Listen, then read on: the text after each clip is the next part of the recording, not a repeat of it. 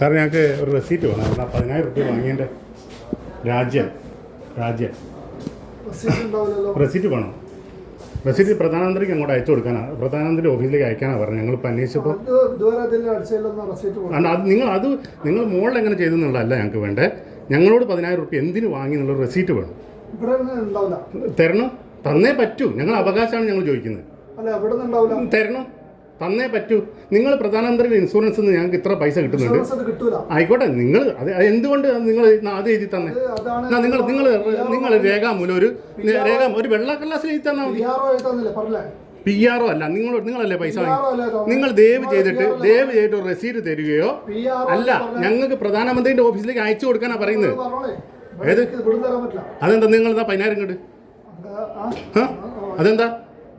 നിങ്ങൾ തന്നേ പറ്റൂ. നിങ്ങൾ പൈസ വാങ്ങി വെച്ചിട്ട് ഒരു ബില്ല് പോലും തരാൻ പറ്റില്ല എന്ന് പറയുന്നത് എന്തിൻ്റെ അടിസ്ഥാനത്തിലത്? നിങ്ങൾ ആരെയും അറിയിക്കും. ഞങ്ങൾക്ക് ഇപ്പോൾ 10,000 റുപ്യോ അല്ലെങ്കിൽ അതിൻ്റെ റെസീറ്റോ കിട്ടണോ? റെസീറ്റ് കിട്ടാൻ ഞങ്ങൾക്ക് പൈസ തരുന്നത് മോശമാണ്. എത്ര ലക്ഷം അടച്ചാലും ആരെന്താ അടച്ചെന്നല്ല ചോദിക്കേണ്ട. ഞങ്ങൾ അടച്ചതിൻ്റെ റെസീറ്റ് തരണോ? നിങ്ങൾ ഇതിൻ്റെ മുകളിൽ എങ്ങനെ ചെയ്തെന്നല്ല, നിങ്ങൾ തട്ടിപ്പ് പലതും നടത്തുന്നുണ്ടാവും. അതിന് ഞങ്ങളല്ല ഉത്തരവാദി. ഞങ്ങളെ പൈസയുടെ റെസീറ്റോ അല്ലെങ്കിൽ നിങ്ങൾ ഒരു വെള്ള കടലാസിൽ എഴുതി തന്നാൽ മതി. ഞങ്ങൾ 10,000 വാങ്ങിയിട്ടെന്ന് എഴുതിക്കൊണ്ടുക. എഴുതി തരാണ്ട് ഞാൻ പോവുകയില്ല. നിന്നോട് മര്യാദയ്ക്ക് പറയുന്നേ. ഒരു PR അല്ല, നിങ്ങളോട് സംസാരിക്കും. നിങ്ങൾ PR വിളി. ഞങ്ങൾക്ക് എന്തായാലും കിട്ടിയേ പറ്റൂ.